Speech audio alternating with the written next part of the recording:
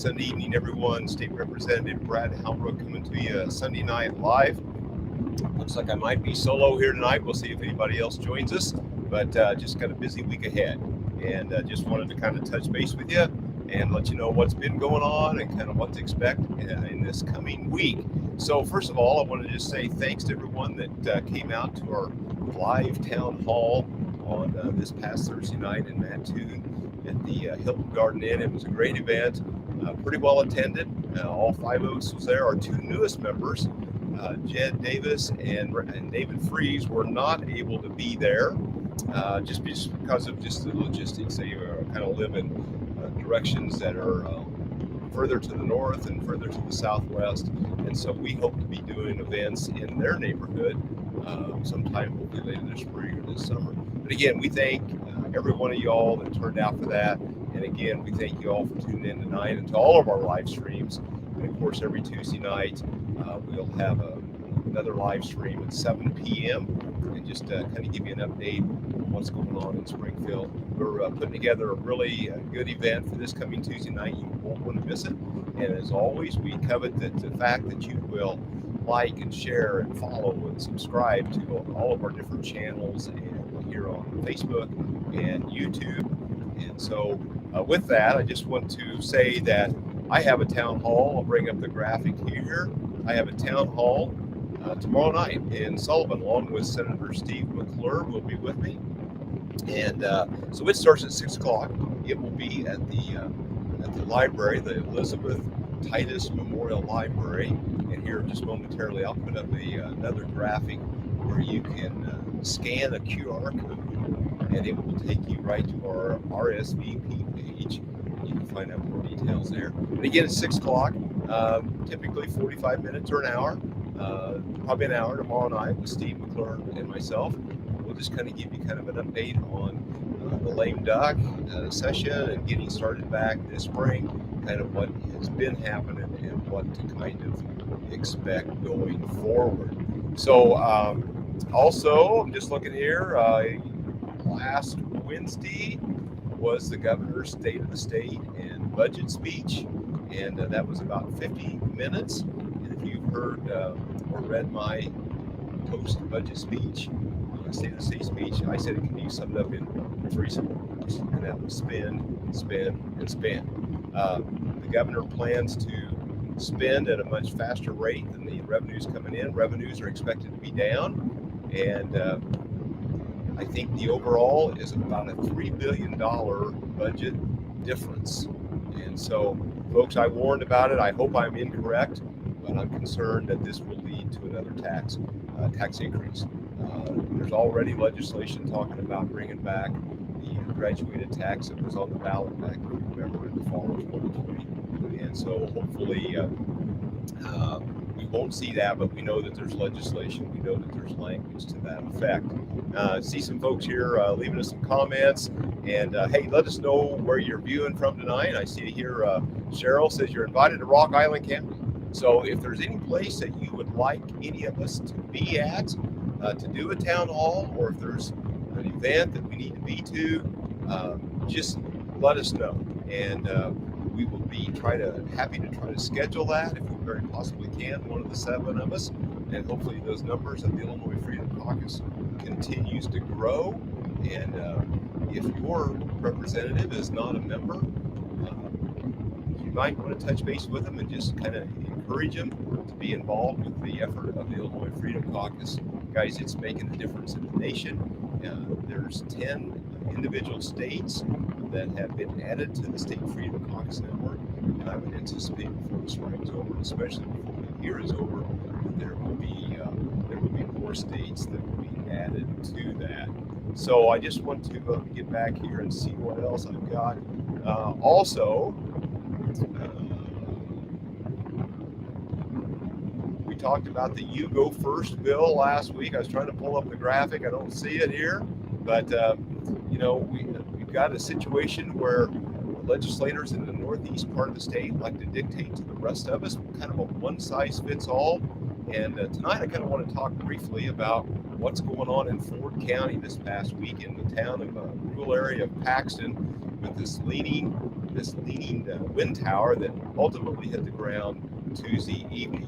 I don't know if you've seen the reports. I'm going to try something here, so bear with me. This is going to be about an hour, or I'm sorry, about a minute 20 or 30-second video about that report on that wind tower that fell to the ground Thursday night. And we're going to come back with just a little bit of commentary and some discussion about that. So here we go. We're going to give this a try.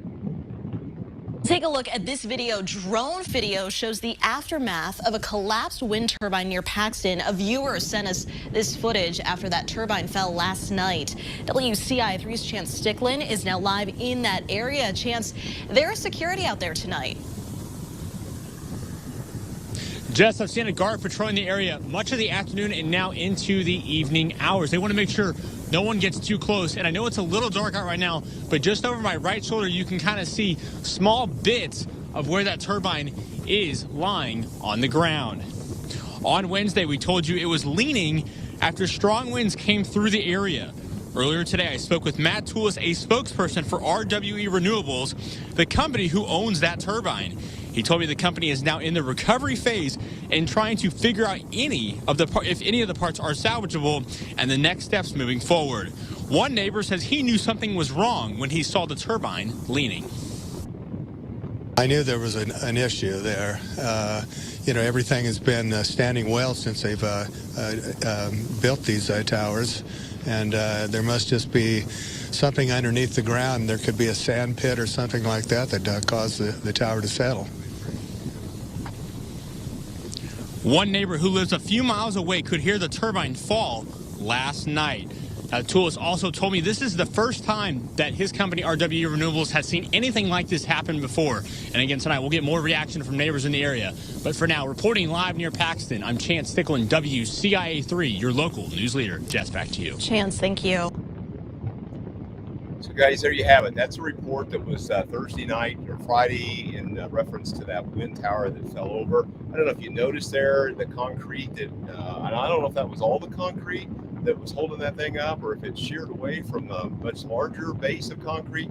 But anyhow, what I want to kind of point out about this thing tonight is the setbacks. If you noticed in that flyover, that drone video footage, that there was a substantial amount of distance between other wind towers, and I did not see any other structures in the area. And I've tried to do some research. It looks like Ford County has a fairly stringent setback from other facilities or homes or whatever. I know there's a 1.5 mile setback at statute from any communities, and I think at a minimum it looks like there's a 1,320-foot setback, and I see numbers of a 2,640-foot setback. So I'm kind of trying to drill into that just a little bit more. But why that's important is the passage of this bill, HB 4412. We talked about it in the past in our live streams and in our town halls. And basically what this does is it strips out these counties that have these little stronger zoning standards. We know there's some counties that have some standards that are 2,640 feet, which is a 1/2 mile or greater. But the wind and solar companies don't like that standard. They want to be much lighter than that. And, we talked about this. I got this video I want to show you also. This was at the Illinois Agricultural Roundtable prior to the election, and the president of Farm Bureau drilled Governor Pritzker, asked him about whether the county should have the sole authority when it comes to zoning these facilities, whether the state should be involved with that. But listen, anyhow, this kind of speaks for itself, and we'll come back here momentarily. So here we go. Governor, would you support legislation to create statewide controls over the siting of wind or solar projects? No, in fact, I've specifically avoided that. I don't think that's the way. We've got to have a continuous conversation, the one that we've been having for years now, between the state and local governments and local control, so that we decide together about siting. This is look, it's challenging. There's no doubt about it. So there you have it. The governor said that I need to have a conversation between state and local. And what he did on January the 27th was just went back on that commitment that he had made there back in the fall. And on January 27th, he signed HB 4412 into law that gives the counties 120 days to get their standards in line with the state standard. Now, to that point, from a participating or a non-participating landowner, they can be as close as 1.1 times the tip height of these wind towers. So if it's a 400-foot tall tower, the setback from that property line is 440 feet. So can you imagine if your house was relatively close to that, and this thing could land within 40 feet of your property line, or 500 foot, 600, do any number that you want. If it's a 600-foot tip height, that's 660 feet, 1.1 times. So that thing could land 60 feet from your property line. So can you imagine? And some of the eyewitnesses here on this Channel 3 news report talked about 1 or 2 or 3 miles away. They heard the sound. They heard the racket that it made. And so, anyhow, guys, this is something that needs to be discussed. I think we need to really go back and take a hard look at 4412, and we need to be talking about repeal of that language, because that's going to be devastating to neighboring property owners and to property values. And I think that's just wrong to have the state intervene in that situation. So with that, I want to talk about the budget. The budget speech again, $50 billion of spending, a record spend. Again, it's going to be short about $3 billion for fear of a future tax increase. And so I just want you to be aware of that. Appropriations committees and all other committees started last week. They will pick up in earnest this week. We're scheduled to be there all the way through Friday, with committees now scheduled from Tuesday all the way through Thursday. And so just be aware of that. Hey, I've got Dan Calkins here. Dan, let's get this going. I'm sorry, I didn't see you there, Mo. I've been talking away. Just joined.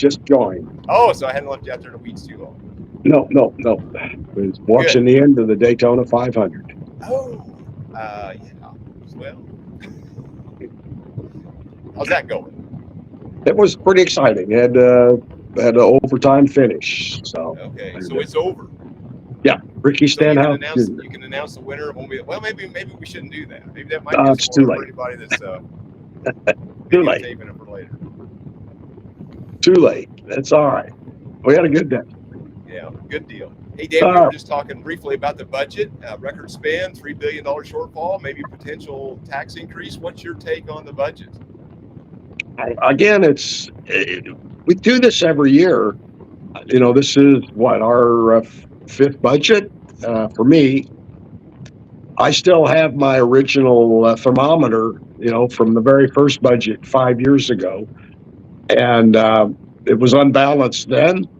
The only thing that's kept us out of insolvency has been the federal government with you know, the COVID money. I mean, it was the only thing that saved Pritzker and to save the state of Illinois. So, you know, they still have COVID money to spend. Excuse me. It'll be, you know, I don't know how bad it's going to be at the end of the year, but they use all this money for social programs, and I don't know how we're going to keep it up. It's a nightmare. Well, it really is. And rather than do the right thing with some of the federal bailout dollars, if you will, some of the borrowed and printed money that they sent us, you know, I think the estimates that at multiple levels of government in the state of Illinois, Dan, nearly $200 billion flowed into the state.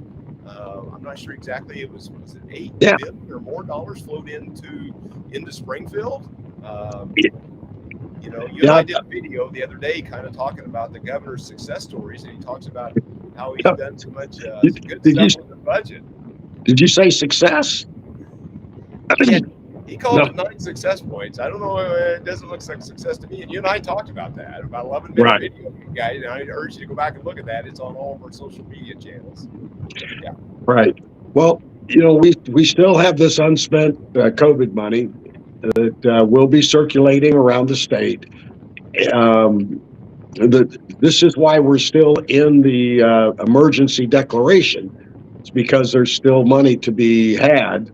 But is it March 11th? or May 11th. I don't know. It's coming up. You know, the federal government's ending the emergency. The governor is going to end his emergency. You know, it's going to cause a lot of angst, I think, when people find out that their benefits aren't going to be continued at the highest levels. You know, we'll get through, you know, 5 or 6, 7 months, and then who knows what's going to happen. I mean, we can't keep it up. Right, no doubt about it. And you know, the administration claims all kinds of financial wizardry, but I mean, if you take last year was something short of a $50 billion budget, and if somebody plows in $8 billion into that, just gives it to you, hey, that can make somebody that can't handle money very well, make them look very, very good. When somebody hands you 15% of your budget, and you're just hands you 15% additional money, that can make anybody look pretty good, don't you think? Well, that plus, you know, the inflation that you know, we talked about it. So when gas is you know, $3 or $3.50 a gallon, and you pay a sales tax on that, as opposed to when gas is $2.50 a gallon. You know, that's just one example, but we see it everywhere. Everything that we buy is costs more. So, you know, something that you used to pay $6 or $7 for, now you're paying 10.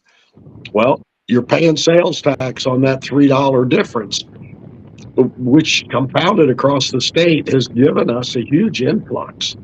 But it's on the backs of the working people whose pay raises have not kept up with inflation, and a lot of this is the fault of our government. Yeah, I mean, you take the sales tax on gasoline alone, that's went up 50 to 100%, and many other things that have followed suit. Hey, that's a lot of extra money that's coming in. But then that's going to eventually catch up with the state of Illinois, right? Because they're going to have to pay higher costs for all of the goods and services that the state of Illinois consumes also. Right. Well, it's not something to look forward to, but it's coming, and it's not sustainable. There's going to have to be a lot of belt tightening, which was, I think, what we all said was the biggest disappointment. You know, when you have an opportunity to give back to the taxpayers like other states have all around us, and instead of that, you just cram more spending and more spending. It's irresponsible and it's unsustainable. So here we go.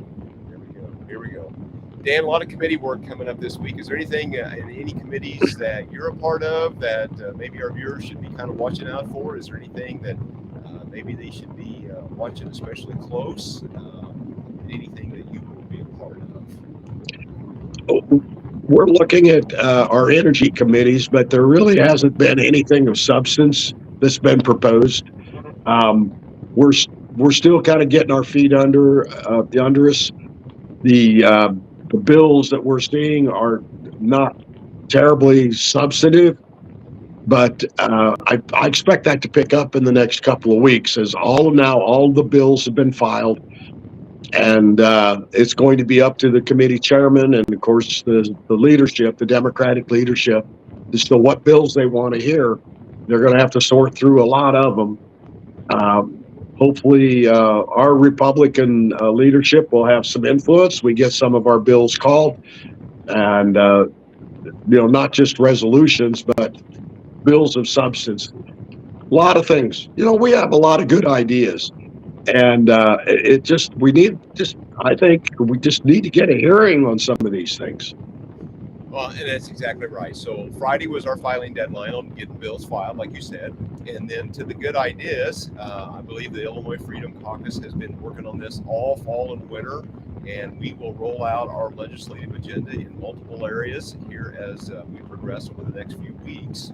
And because there's a lot of good ideas, but you're right. We just don't get a hearing to have a discussion about this.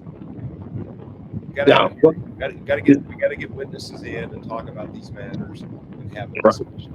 Well, I thought I was going to have a hearing on Wednesday on my patient's Bill of Rights bill, and it was a false alarm. But I hope it'll give me another week to work with the chairperson on that committee. It's in the judicial criminal, I believe. In fact, I know it is.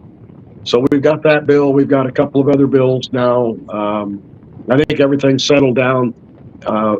We just need to start working on sponsors and working on committee chair people to get our bills called, and then line up our witnesses and let's have a go at it. So ilga.gov is the place to go. On the left-hand side of the screen, there's a box. You can put in a bill number there and search it, or you can look. There's drop-down menus for the House and the Senate. You can find, individual members, and you can search schedules, all kinds of things like that. Dan, anything you want to add to that fact about the website, or where people can find you or any additional information? I think that's probably the best thing to do. You can put in a keyword if you're interested in a subject. We'll be, I think, working this week to get the word out on our bills that we think that are going to be important. Things that we really want to try to do to help make this a better state, make people's lives better, to help the actually helping the working families here in Illinois. So I guess we'll look for that. Hopefully by the end of the week, we'll put something out with the list of bills that people can go watch. That's kind of where things are at the moment on that. Right. So Dan, I've got scrolling along the bottom, IllinoisFreedomCaucus.org, where you can go to find more about the Freedom Caucus and kind of what we got going on. Dan, I know I've mentioned earlier before you jumped on, I've got a town hall in Sullivan tomorrow night, myself and Senator McClure. Do you have anything going on in the district? I know we got a busy week in Springfield. Is there anything that you would want everybody to know that you got going on, or just getting ready for Springfield? Well, our lawsuit, of course. Excuse me. We should have a couple of days in court on the gun bill law, that we filed lawsuit over. Looking forward to Tuesday, Thursday, Friday. Hopefully, we'll get some movement in the courts. Attorney, Stocks, our attorney, is working hard to get this to a place where it'll get heard. We have not abandoned our goal of getting this bill declared unconstitutional. It's not easy. I don't know how it's going to turn out, but we have to get some kind of a determination on our end here in the state court, and then obviously the lawsuit in the federal courts are proceeding, and there ought to be some kind of a week, not this coming week, but the week after in federal court, there ought to be some developments as well. But this law is blatantly unconstitutional, and we just need to get our day in court and hopefully get a favorable jurisdiction and a judge that agrees with us. Well, and that's coming hopefully sooner than later. Hey, Dan, I got a question here that Rebecca asked us. How do I get a video or transcripts from the floor and committees for the lame duck session? Do you have a place where that's the best for them to go? Oh, man. I guess if she would send that message to the Freedom Caucus, and let's work on that Tuesday. Tomorrow's a national holiday, President's Day, so we're not going to be able to get Rebecca an answer, but I believe our comms people should have access to that video. And if she could be more specific, exactly what is it that she's looking for, a subject matter, a bill that was heard, it would make it a lot easier. Lame duck session was several days. Right. Yeah, there was 4 or 5 days there spread over the week, lame duck. I believe that the transcripts is on ilga.gov in the journals. If you look where the journal is, and again, there's a lot of stuff on that website, so you got to do a little digging. The video, the archive video, might be a little more difficult to find, but Dan, I think we can probably get that for them. But again, if you could be more specific, I think we can get some of that dug out without too much trouble. But again, tomorrow is President's Day, state holiday, and so nobody will be in Springfield, but we'll be here. Dan, you and I will be working. We'll be doing our Absolutely. Stuff. Well, yeah, I mean, you've got the town hall that everybody needs to show up. Lots of good things. The senator's coming. You guys, I'm sure, will be able to answer a lot of questions. Folks show up tomorrow night. I've got a chili dinner here in Decatur. Macon County Republican women are having a chili contest. I came in second last year to Sheriff Root. I'm not wanting to come in second this year, so I've got behind me in the big roaster about 6 hours in. My chili is simmering along at about 200 degrees, and we'll cook it for a few more hours and then cool it off and then fire it back up tomorrow and get all the flavors mixed in. It's a recipe that Joe found for me, and I don't know what the sheriff's going to do this year. Last year Sheriff Root just barely beat me out, but there was some suspicion that he might have bought his chili. And I'm not saying that's actually true if the sheriff's listening, but one of the restaurants that really served good chili is closed, and so I don't know. I hope. I'm looking forward to tomorrow night. Excellent. Well, we can only hope. Come on, Sheriff Root. Yeah, there you go. Guys, there I put up the graphic, and you can scan that QR code for my town hall tomorrow night. Again, we'd love to have you come out. You don't have to live in Sullivan. You don't have to live in Moultrie County. It's easy to get to Sullivan from about anywhere, so we'd love to have you be a part of that. And, Senator McClure is new to this part of the district since all the redistricting, so he would love to meet you and come out for that. It would be fantastic. Dan, any closing thoughts? I think we're going to wind this up and send it home. Well, that's great. Yeah, thanks. I was kind of hoping Chris would be on here. He could report on his journey. I think he had a big sale down in Texarkana or some daggone place. He was hauling. Yeah. But look, I think there's another important date that people need to put on their calendar, and that's iGold. Is it March 29th? You look on that. Is that the iGold? Yeah, I can pull that up real quick and see. It's a really good day to come to Springfield, representing the people that believe in the Second Amendment. We've always had a good crowd. You get to come and talk to your reps. We'll be in session. They start out, I believe, with a nice rally at the Bank of Springfield Center and then take a nice stroll to the Capitol. No COVID, so you're welcome to come in. Be with your friends, be with your fellow Second Amendment supporters. It's always a big deal. And, start planning for it now. I know a lot of gun clubs and FFLs are, caravanning or renting a bus. So now's the time to start looking into that. If you want to come to Springfield, we're going to start pushing it.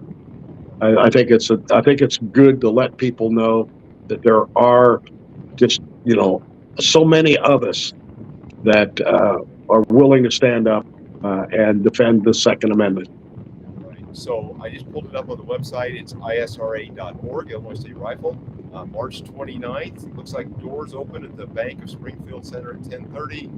Program starts at 11:30, and then they'll walk to the Capitol. It'll be an opportunity to meet with us and all of our co-workers there also. So Dan, thanks for bringing that up. March 29th. Yep. Bank of Springfield. There in Springfield. So we're good. Excellent. All right, guys. Anything else, Dan? We're going to close it up. If nothing else, guys, thanks for tuning in. Dan? Yeah. Have a great town hall tomorrow night, Brad. I know it'll be informative. You guys do a great job, and I look forward to seeing you on Tuesday. Excellent. Talk to you soon. Here goes the video with the outro. All right.